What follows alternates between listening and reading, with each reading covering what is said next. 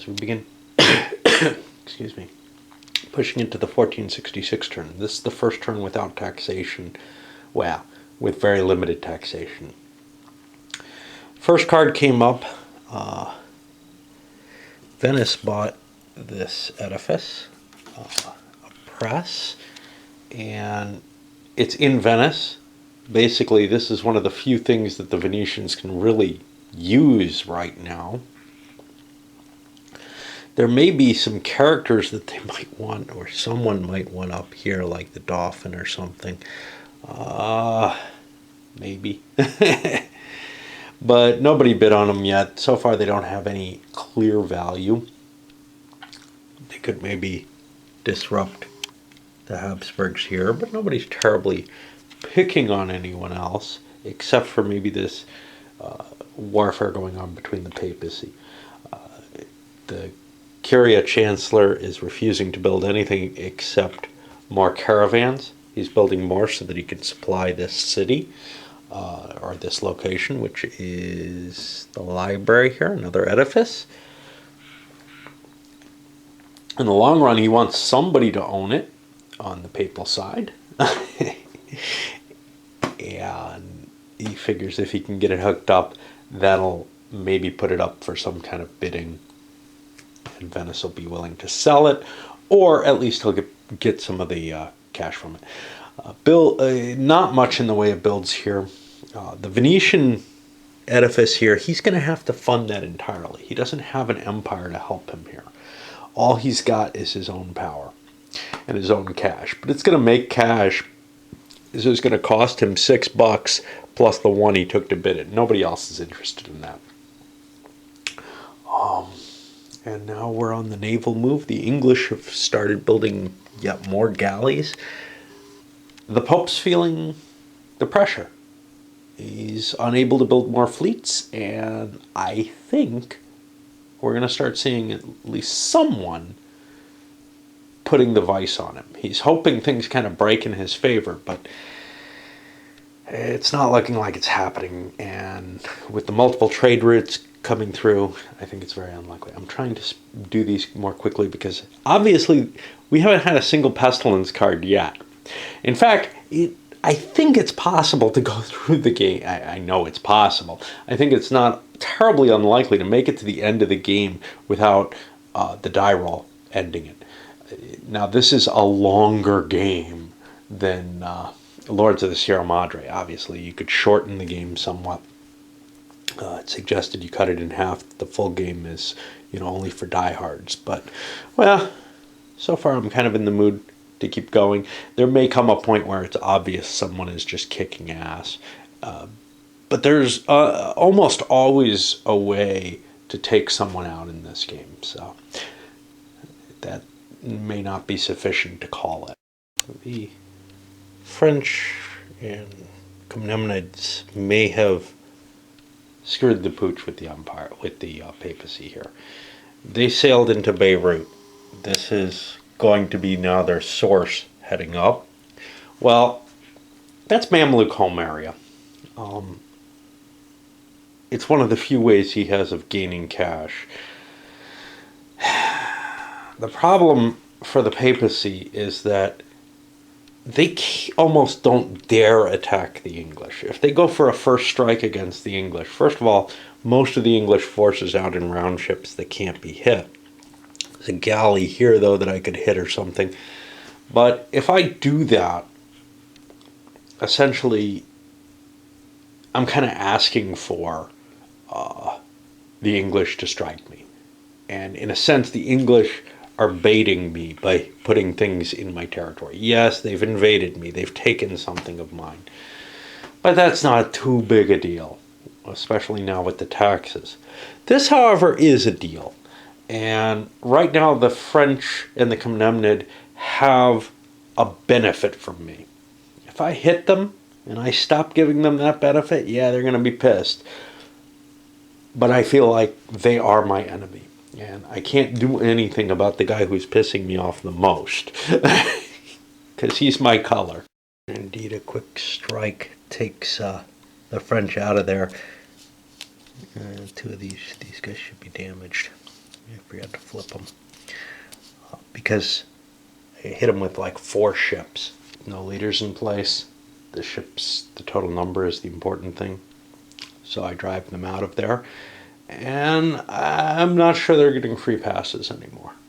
We'll see. We'll see how they manage things. For example, if they manage a caravan down here, there's not a lot I can do about that except send the Mamluk himself up there leading some of my troops, my Ottoman allied forces, whatever the papacy monster has happened.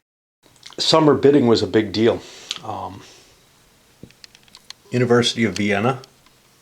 And you know, when these cards come up and they're in an area where somebody controls it, like with the Venetians, like with Vienna, nobody else is really in the bidding. They can bid to try to deprive you of it, but then they're going to have to pay $1 each turn at least to maintain the construction. This guy flipped off of French somehow. No, he was in Orleans. I think something got bumped. Okay, so this is similar to Lords of Sierra Madre in the sense that when you look at the board, it's clear that's mine, or no, you have no right to that.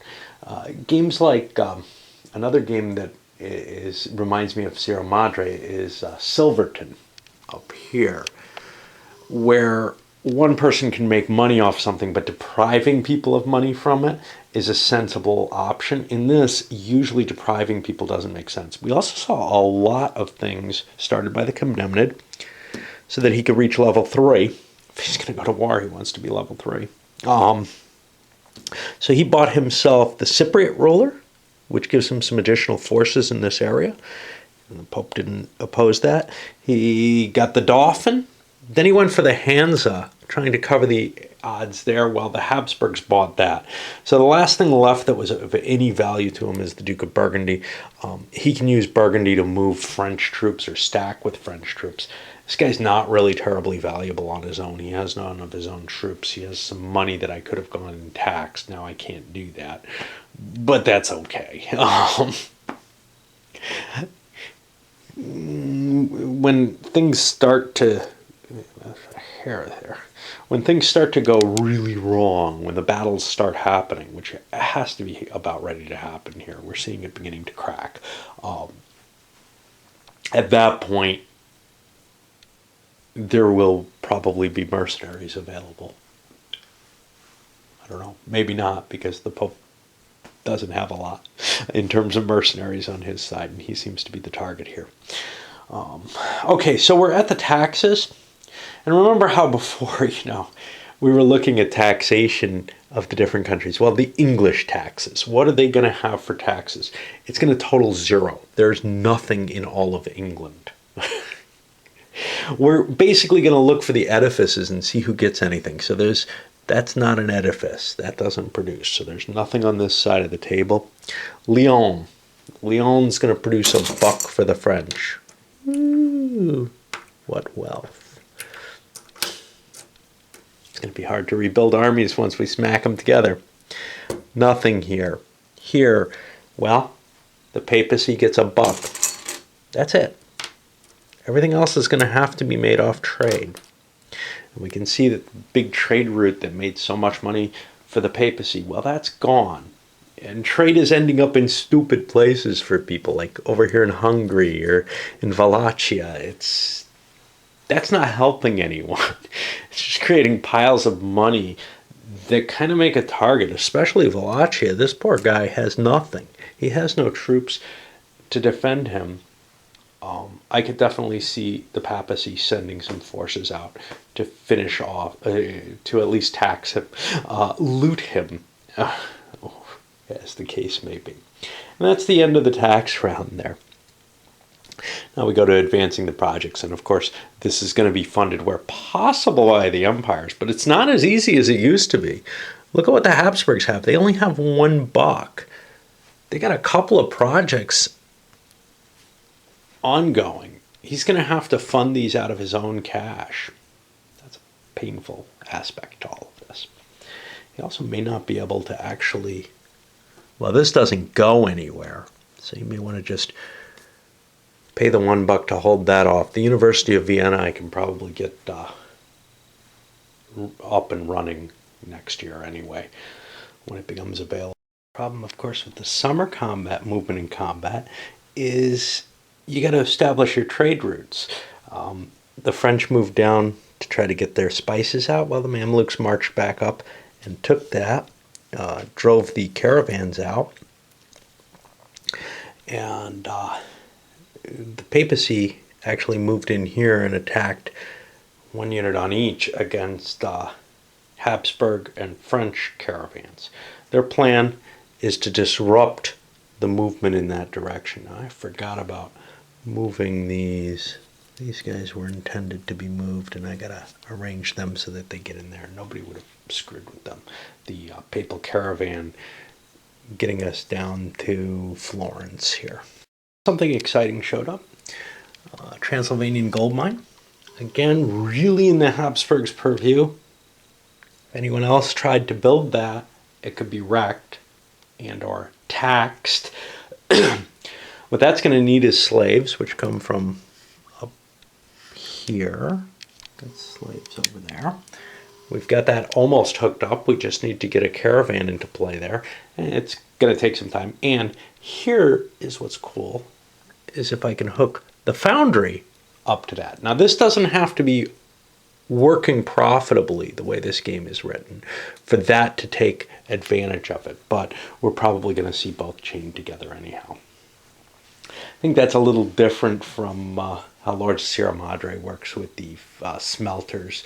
I think the smelters only work if they're connected to working gold mines. You could, of course, or metal mines. You could add some rules to this to make it that way. It's just not in there yet, and I think it's fine. You know, it could be a not terribly profitable mine, but still supplying this without the slavery. It requires the slaves for it to really be a well worthwhile mine. Now it's time to see how the trade routes align, and we got some interesting issues here. You know, even though they're at war, it may still be in both players' interests to continue to supply the goods up to him. It may require a bribe. Well, it will definitely require a bribe during the war. But warfare doesn't preclude you from conducting the trade routes. And in fact, it's probably in both players' interests to do so. After getting confused again, keep trying to bring the silk to the edifices, and that doesn't work. It's got to be the spices and the sugar. Turned out I couldn't get resources to Lyon in any reasonable fashion, but I was able to get resources up this way with just a single bribe to the Pope himself, my enemy, but that's okay. Everyone else's endeavors went fine, although it was quite expensive to get this thing to run. Basically, I had to give $1 to... What was I getting there? This guy needed... I think I cheated at too. Yeah. I think the money had to go to the Pope. I took it through the English and I screwed things up in more ways than one, but I'll just move that $1, the bribe, to move it this way. Even though the English got money they shouldn't have, and this guy got money he shouldn't have. I'll take $1 off each of them as well, because there's no way they would have gotten that. Some of the other money got transferred in ways that it shouldn't, but again, same problem. I keep forgetting what goes where. For some reason in this game, it's a lot harder for me than in Sierra Madre.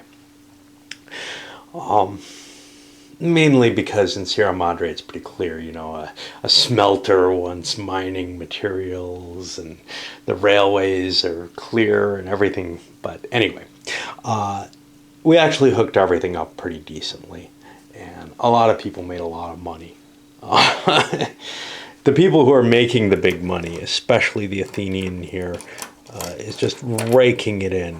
And other people as well are doing far better. But I think he's doing the best right now in the cash. And there's not a lot you can do about his position. Some of the other empires could hunt down his caravans. And in fact, the Pope might well say, I do not mind if you hunt papal caravans. The problem is there's significant money going into the papal treasury still because of all the shipping, and he can just keep rebuilding them out of the cash there. But if the network gets disrupted each time, that would make it a little harder on him. Anyway, we're at the storms, which I'll roll for, and then the final land movement, which we'll see if anything exciting happens. We have a massive reshaping. The French moved down with the White Sheep and the Cypriots, and were able to launch an attack which killed the Sultan. He's got no legitimate heirs. He discarded all his L's of 2 or higher, which includes the Pope. I think it's going to go for a lot, but I think this guy's got the cash to reserve it. So he becomes the whole of the papacy, which then, of course, puts things into his hands as well, there ain't a lot left for him. The Medici are of almost no interest to anyone but the Pope, so that might be an extra buck for him. But there are also these 2 M cards that went up. One is a spy, and one is this Shiite heresy, which only affects him. This is also, he's only got 1 heir. Some of the leaders have more than 1 heir. He's only got 1, so he gets knocked again, he's out of the game. He's going to have to find some sort of peace with Blue here, because Blue could kick him out of the game at any time at this point. And largely, it's probably to Blue's best advantage to try to cut a deal that will, not necessarily help the Mamluks, but put him on a more friendly basis, maybe. But if he doesn't sound like he's going to be friendly, wiping him out is definitely an option. It's not like he can get any troops. In fact, he's got a problem. He can't actually be in Alexandria, or he'll be arrested there. Because he's no longer a white player. He's no longer got one of those major factors in hand. And it's good to see the papacy no longer in Muslim hands. That was disturbing. These guys all will go up for bid. But first, we have a Caribbean gold mine. Nobody can bid on this because nobody succeeded in a Voyage of Discovery and nobody's currently on one. So that'll go away, but all these other cards are up for auction. If these guys don't go, they get discarded. These guys are green cards. They stay in the game always until somehow removed. And as we push into the 1467 turn, once people start dying and once it becomes obvious that, hey, I can knock someone out of the game starts to take a different flavor. And that's really one of the factors in play is, well, if we can knock him out of the game, is that really that terrible? Maybe I gain this area then. I don't really need him there. I don't gain anything by his possession of that, but if I can drive the papacy, continue fighting the papacy, even though they're in different hands now, I can gain control of the Near East, and that would be a valuable thing, since that's where all the spice comes from, and spice is important. Likewise, there are some other easy targets. The Duke of Milan doesn't have a lot of troops. What we were seeing was the papal troops. Oh no, they're in Florence, but there's only one there.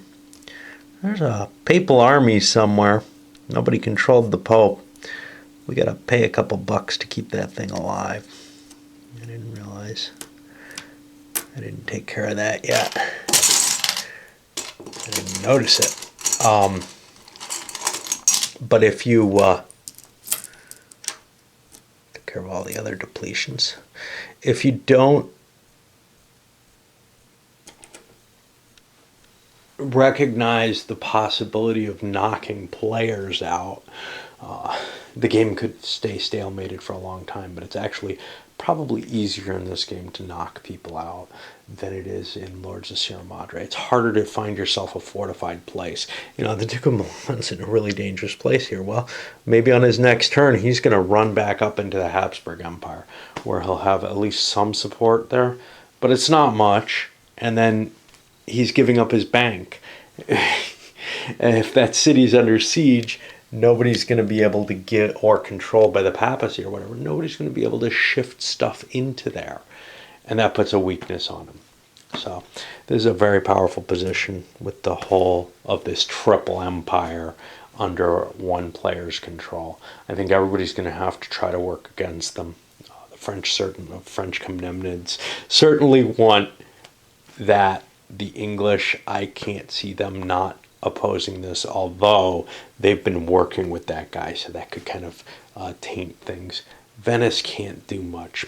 Venice, in fact, the biggest thing they could do is go wipe out the Comnenids, but that doesn't really help them in terms of dealing with the problem of the papacy, except maybe by knocking a player out, that'll make an empire like France available to them in a way that right now they have nothing available because so many empires have fallen. So there's kind of mixed views as to what you want to do, when you want to make your play for things. And all of that's going to come to fruition as we move forward. Now, I got to deal with these coins. I've got too many stacked up, but other than that, I'm okay, I think. Right, and as we start 1467, the bidding card was actually this Albanian. Again, sort of this weird leader revolt type thing. If he shows up and there's troops in that area, he can take them over and turn them the color he wants to be. The player wants him to be. And now he's been picked up by the papal, the Florentine Prince of Athens. Basically, the papacy's controller, ruling from Constantinople now. He and the Portuguese English were both interested in this peace, and then, you know, not for anything other than trying to get a boost in stature. And why a boost in stature? Well, not so important now because taxation's over. It's more because you want that military ability. You want more leaders with more military ability at this point. You want your empires to be able to do better, and you're going to be leading troops. Whatever little money you can get, unless you occupy some important choke point like this, is probably not a big deal. All right, well, I guess we're on the building phase for troops, and we'll see. Not quite sure what people are doing right now. With the troop production at this point, the game's turned ugly.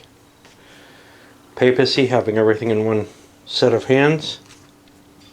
They built a humongous army. Well, no, I'm sorry, a humongous navy of round ships, so they can start disrupting the Mediterranean trade. They have a decent-sized army. They increased it slightly. They're basically out of money. They spent 60 treasury all at once to build up their army. Remember, there's no real maintenance costs anymore now that we're past the 66, so we don't have to pay for the galleys. They built some extra galleys up here to enforce their naval position. Nobody can match them. No other empire actually had much money.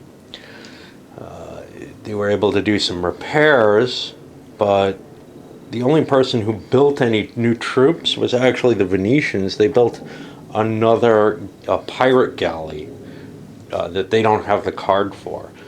Just kind of with the, wow, we may last this out a little longer than some of the other players, and maybe something good will fall on us, and gosh, I don't know what could possibly happen that's good here, but maybe we'll get lucky. As things stand right now, though, there's a great deal of danger that the papacy is just going to start destroying things. So, for example, the Duke of Milan in his exposed position, he's going to have to get out of there. The hard part here is the papacy is going to be, their first goal is going to be to dominate the trade routes again, to clean up these problems and get rid of the caravans and the navies and everything that other people have in play. Because they don't have any empires that are easily strikeable. Spain and the Ottomans were easy to get to by boat. It might be possible to get to London by boat,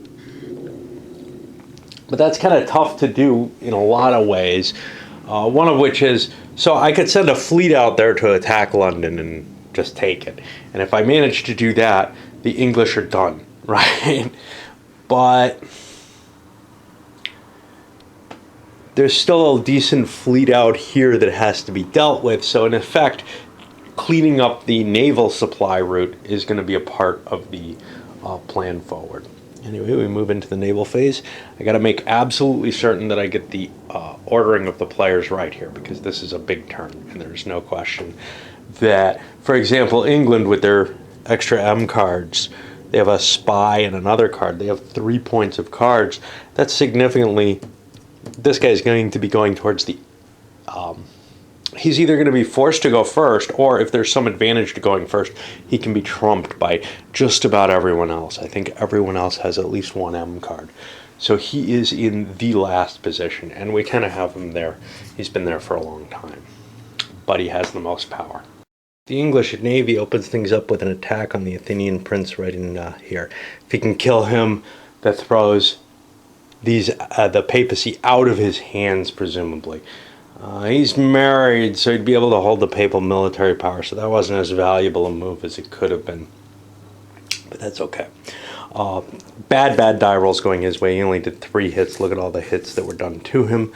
There's no question that with the doubling of a leader, which the English did not have, they were forced out. And now they're in a vulnerable position. We're going to see the English fleet in the Mediterranean just destroyed here. We might even have a chance to finish off the French fleet in the Mediterranean, such as it is. All right, a little bit of drama here. The French moved in, launched an attack, kind of got a little bit of an advantage off of it, killed an extra step of galleys that way. Then when we got to the papacy, they moved in, attacked the French. You can see they only partially succeeded. They knocked out a couple of English ships. I left one by accident alone. I didn't notice this Hansa ship out here in the Adriatic. However, what I forgot completely about, there were a couple of papal ships sitting in Rome. I figured I'd be able to, well, whatever. I'm not sure what I figured. But Venice slipped their galleys in and attacked Rome. Now that puts the Curia, God knows where. Sort of conquered? Not really, because this isn't an empire that conquered them. So I have no idea what to do with it. I think it just stays there unless an empire can get its forces in there. Or someone who's aligned with an empire and can declare it conquered for the empire, or something like that.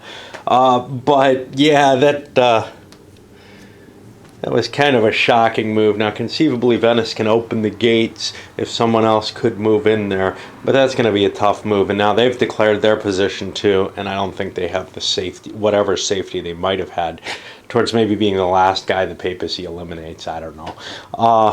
Not a very proud position to be in anyway, and this was kind of vainglorious and exciting. So now we move to the next card, which is going to be the National Library in France. Now the problem here is, if you're going to win, you need these edifices. There are people like the Habsburgs who have piles of economic ability. And the Habsburgs might ride this storm out. This has been directed against the naval power so far. I mean, there's no real reason to believe that they will be hit as early or as hard as some of the other powers that have conducted bad acts against the Pope. Either way, there's kind of the feeling that, geez, I gotta buy this. And undertaking a building program, especially in these times of low money, that's not going to work terribly well. This is money. Now, maybe I'll use my own cash for this rather than the imperial cash, because I don't think there's any ability to just donate cash to the empire. But I can't let something go by that is useful. Oops, that's not what I need. I'm just going to bid 1 on it. Nobody else is going to be interested in this at all. They can take it from me. And now we go to the taxes, and there are not going to be a lot in the way of taxes. Again, we look at functioning edifices. We have the Laurentine Library and the Lyon Press. So I think we got 2 gold. 1 goes to Paris, and 1 goes here to the papacy. I don't think they can collect any money, though, as an empire, because they don't have their capital any longer. They would be able to if someone controlled that, but it gets sacked immediately. I think actually Venice would get half the money that flows in there if there had been significant amounts coming in, which is an important aspect to take into play under the trade. Advance of immature projects. Again, the Habsburgs don't have any cash. They're not going to be helping. So the real question is, well, do the Milanese want to pay for these? In this state of uncertainty, it's hard to believe I'm going to be able to get a spice up there. But it might be worth it just because, it cost me $3 now, but how many times will I be able to collect the $3 and do something? These others, I've got to hold there, though, or discard for bidding. Just discard? I don't know. It's really tough, because when in the situation that we're in, there just is not enough money to build the armies that are needed. But that money's not over there particularly. That money is not going to terribly help anything until mercenaries start to die. Okay, and the papacy finishes off the job in the summer. They've eliminated all navies except Venice. They attacked Venice. It doesn't count as a siege because there were no armies, just navies in Venice. And, whoops, they don't get to take the edifice with them. And they took control of it, but drove the Venetian fleet out. So there's still 1 fleet kicking around, the rest isn't. The French in Comnenus pulled down to here. Now, conceivably, they could get this spice. However, that's only with the papacy's agreement. The papacy, the Athenian prince, I've got him upside down for some reason, led a naval assault finishing off the French. But he also had to evacuate Constantinople for the threat of the Tsar coming. The Tsar is frightening. He's got 3 units. He's a higher strength leader. Not that that's too important in a siege, but chances are he would win this fight out. So that's kind of a not terribly safe situation. Plus, he could conceivably also declare himself orange with the emperor's consent, I believe. And he may be making up rules here. And cooperate with imperial forces, as an example, because they're the strongest in the area. So it made Constantinople kind of a weak spot in the current situation. Elsewhere, obviously, the papacy left the Duke of Milan alone in order to siege Venice. And essentially, that's kind of a truce situation right now. There's a deep distrust on the part of the papacy that, they're going to fall on us eventually unless we finish this war quickly, and then they'll be too weak to do so. And we've got to decide, do we want to hit them then? But basically, he pulled back. I don't know where the hell he is. He pulled back to hide with the emperor. Basically, the idea there, lead different stacks of troops and whatever. The French, actually, I missed telling you this. The French led their troops, the White Sheep and... is it the White Sheep? Yeah, the White Sheep, who's now in prison, and the Cypriot ruler, who's now dead, tried to launch an attack on Alexandria here. That failed. They had good odds there, actually. Again, not a siege because it's just boats they're facing. But both leaders dead. Some money went into the Papal States. Some boats have floated back there to help protect it. Right now, it looks pretty much like the papacy is going, unless some weird card comes up, and they don't have any spies or anything. It looks to me like the papacy is going to be able to win this one. And I want to shift this somewhere. I forgot all about his existence. He doesn't do a lot of good except the ability to move a unit. I'll put him back in Rome. I'm not sure what to do with him, but I don't want him exposed out there in Albania. This guy's kind of a risk. I haven't moved him yet. I thought about moving him back and taking control of some Habsburg forces, but he's going to have enough money to buy mercenaries perhaps next year. Well, he has enough money, but there are a couple of mercenaries available from Blue's attack. And then these, I guess, get resolved in player order. So, you know,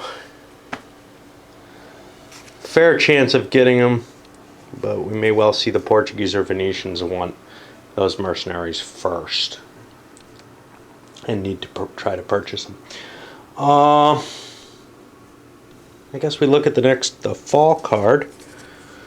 War of the Archbishops, German protest against the Roman Curia. An L held by a Roman Catholic opponent is surrendered for rebidding. That could be the emperor, the Pope himself. Force a Roman Catholic opponent to permanently disalign from an empire. Well, that's all the money in the pile, because we can push him out of that. The problem? You spend all the money on the card, and then you're not the guy who gets to buy the papacy. You know, looking at this guy has 17 bucks. Maybe he can do it. No, there's like 13 over here. And the Sultan is not disaligned from the papacy, is he? He just got killed while he was... This guy is actually disaligned. He can't bid on white. And my ruling is he can become the Pope, though. And then I guess that forgives him. And yes, that I'm definitely kind of making up as I go. But this guy's just not going to have the money to buy that card. That's ultimate security. The problem is who gets it. If people spend a lot of money to remove him as the controller of the Pope, well... And there are then the two parts of the papacy. So it may end up a split empire, and it probably won't be as effective as it was. So I think what we're going to see is someone's going to bid 8 on that sucker. England may well do it. They're not in that terrible a position, being off in the corner there, in terms of building up to face the Pope in the long run again.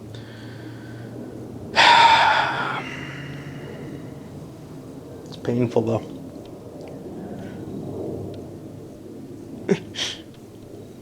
and there's no way, you know, people are going to agree not to bid on these cards. Here's the takeaway. The English player says, you know what? I've got an empire. Mine's pretty good. I'm not going to throw mine away for half an empire. Here's what I want. I want $5 from each of you. Well, this guy said, I can't afford $5 each. Okay, fine. $5 from you, 2 from you, and then I'll buy this card and effect it.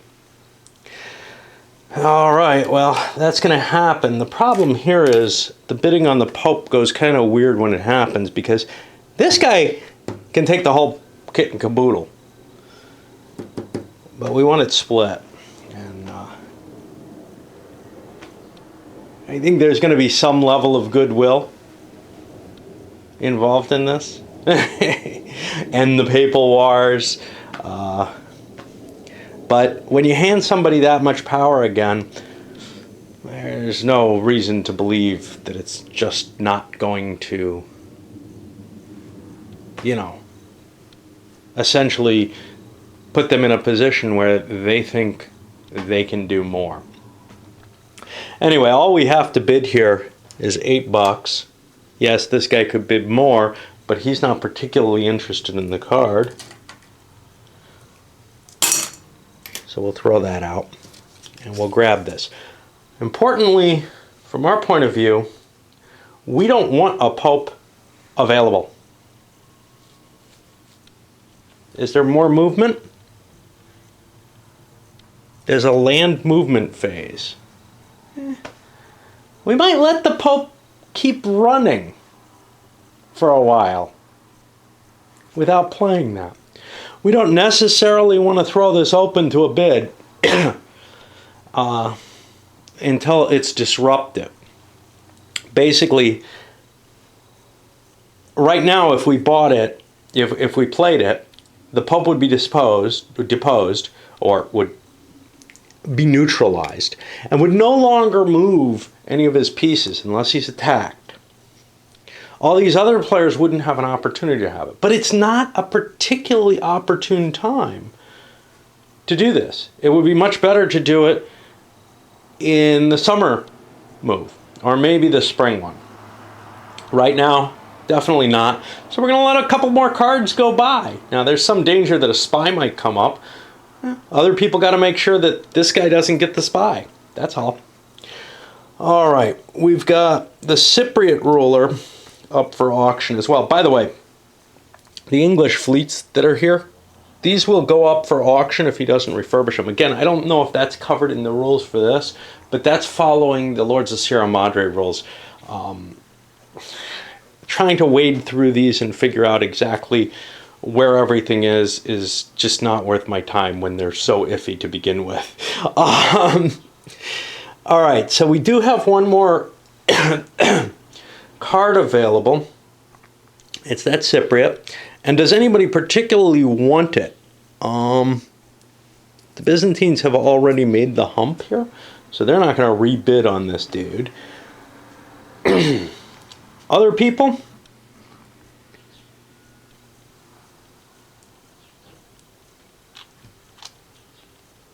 This guy's getting close,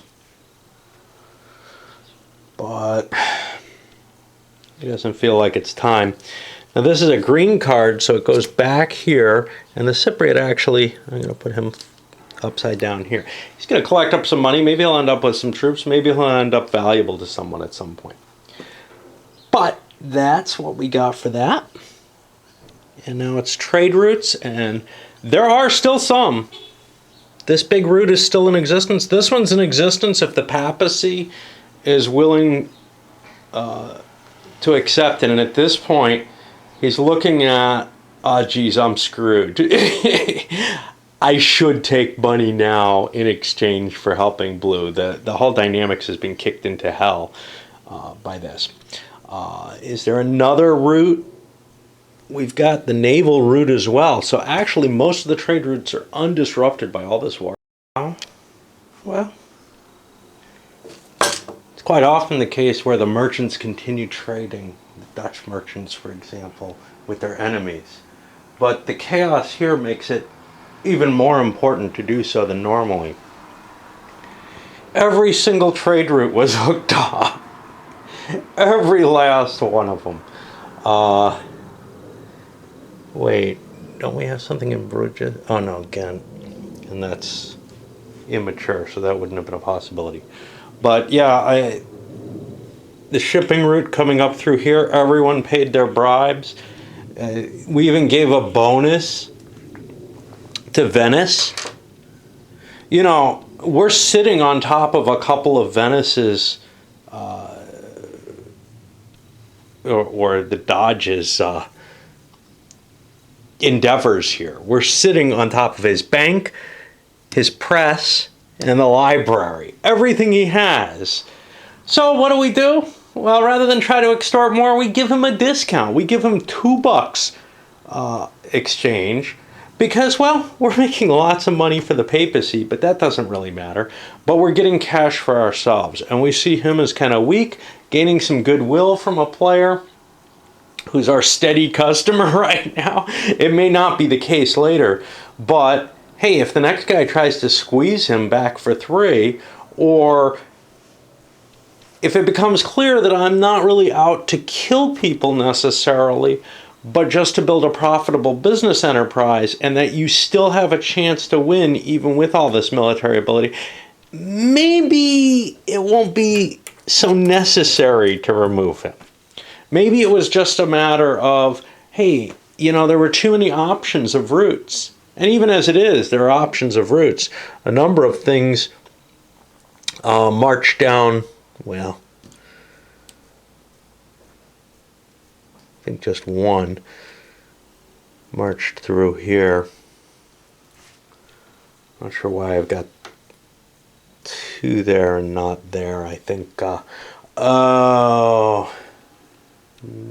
yeah. The reason for that is because a pathway actually came up through Venice to Vienna, and thus we got an extra coin in Hungary. That's the spice route. I actually did them right this time, I think. And now, well, after I apportion the money, we'll be doing the Atlantic Storm. So, and Euxine. So, the English came up with an interesting suggestion at this point. Play nice. Play nice. I'm not quite sure what that means entirely, but if the papacy plays nice and pays me a fee, I'm not sure how much, again, these things need to be negotiated, every turn to not play this. Doesn't try to bid on any Machiavelli cards. As soon as he starts bidding, we might throw that out and not Machiavelli, but spies, or other cards that might really interfere with the English position. But let him hold his position. Total blackmail. Maybe the only way England can do anything in this game, if he's asking for 3, maybe $5 a turn or something. 5 is a lot, but 3 might be a reasonable amount for this. If he allows the papacy to keep controlling things. In fact, he might well say, you don't have to play nice, but I'm going to demand my cuts. But if you try to undermine an empire, another empire, yeah, you're going. You're not going to take out France or Austria. These things are absolutely essential to my survival. And I'll let you last.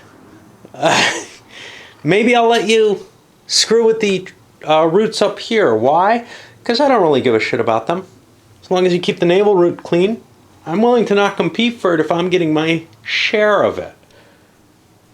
It's an interesting proposition, and one I don't think the Athenian prince can refuse. And with it, you've got people like Venice who are now off on their own, and he can't just go up and grab this, because actually it's a Muscovite prince territory. You're not allowed to attack your,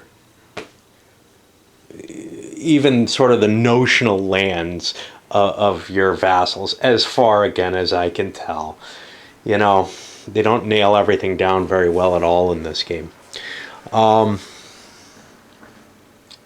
That's bad news for everyone else. Especially for people like the Mamluk, who has no opportunities available right now. He's got a few bucks, but he really has nothing. He's going to have to build an army and try to go to war with the papacy over this space. I don't care. Go ahead. I don't care which way you go, says England. If you want to enforce your claim over there, that's fine. But you know what? If you become more profitable, I may start demanding more. So you may want to keep your profit within reason. But if you improve it enough, hey, it's the two of us playing the game now, right? We're both kind of falling behind. Neither of us has many edifices. I don't see a reason why I should hammer you. And I don't see a reason why the papacy would refuse that. So we're on the fall land movement, and some forces, I guess, may move around a little bit, but I can't see too many major effects here. Nobody's got the power to push the Pope out of his current position. Well, the Pope marched down to take out the Venetian ruler. I actually kind of wanted to capture him, put him in the block with the white sheep. There's something very powerful to keeping people in the tower. Yes, there's possibilities of them escaping, I think, from a Machiavelli card, but not much. Ends up killing him. He's got one more life. That put a couple of things, well, actually, before he died, or before the battle, he played this treacherous ally, but that didn't work. He's already excluded from white, so it was no big deal there. That put the sorcerer in the bidding, along with the Venetian galleys, which I guess, I mean, they're destroyed, but I guess they'd get rebuilt if somebody bids on them. I don't know. They may go for more than $1 because of that. They're a valuable commodity, and I can't see anyone except the papacy or the English bidding on them. The Grand Prince of Moscow, though, that's a biggie. That sucker's sitting here. And that's an important factor. He has this ability to generate lots of money. On the other hand, it's quite possible the Komnenid wants to just march up there. And I haven't done his turn yet. But if he goes up and takes that, it takes Trebizond out of his hands, but he's not running too much through Trebizond. I could only make it to here, but that makes it, I get a chance to get there and pillage it next turn. Unfortunately, the Grand Prince has more money than I do. So if he chooses to return to his home, he has more troops than I do. So if he chooses to go back to his home, I have probably to fall back, and he might be pissed then, but probably not. Whoever's playing him bought him knowing that his home was under attack. Big question comes with this sorcerer card. If the papacy goes for it, the English have already promised, you're screwed. If he even starts to bid on it. And we have one more card here. A Portuguese explorer. That is very appealing to a lot of people, really. There aren't a lot of opportunities here that are left, not with this deal. So people who previously maybe weren't that interested, like France, who could build round ships and sail them out there. Or even the Habsburgs. I think they can. They have a port here at Hamburg. 1, 2, 3, 4, 5. It's going to take them a while to get the boats into place so that they can try to mature it. But that's okay.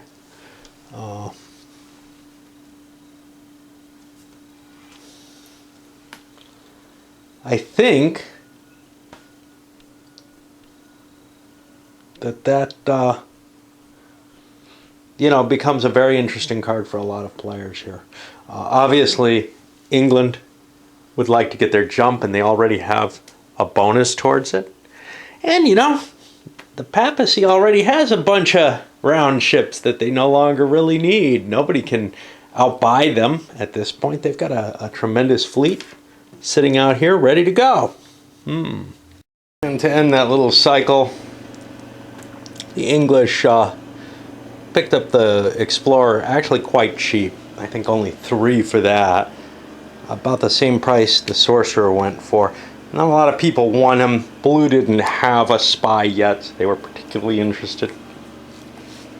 These guys, they're in such struggling positions that they can't afford to throw money towards those cards. In fact, it's really hard to see, especially how this guy can possibly get out of this. Now he's going to perhaps build a couple armies and try and attack, but he's pretty much doomed here. And he's upside down. He's already gone through one of his incarnations. He only has one more death and he's out. So we may be seeing less and less players as time goes on here. This guy also only has one more, and he's pretty much in a position where he can be hunted down pretty easily. How much that's worth doing? Well, this guy's going to basically be asking for it. And there's not much Venice can do either. He can build troops. That's about it. And that's what they both have to hope for. Now, in terms of ordering, though, they're both kind of poor in the ordering. They're not going to get a shot to build those troops. So is it worth arresting them? Probably not. They might be able to buy some sort of economic investment that an empire is not really willing to fund, probably. Although they might be able to maybe turn it around, but no, somebody could outbid them unless maybe they could get some other inducement. But right now they look like they're just hosed and out of the game, and that's pretty common in Lords of Sierra Madre too. You can get yourself in a position where you just no longer have a chance. You maybe have one little corner of the world that you can defend if you're lucky, and no real hope of expanding beyond that. Or worse, you could end up just kind of this loose guy with a pile of cash. Best you can do really is check out of the game at that point. Now, there are rules for leaving early. These guys could, I think, just resign.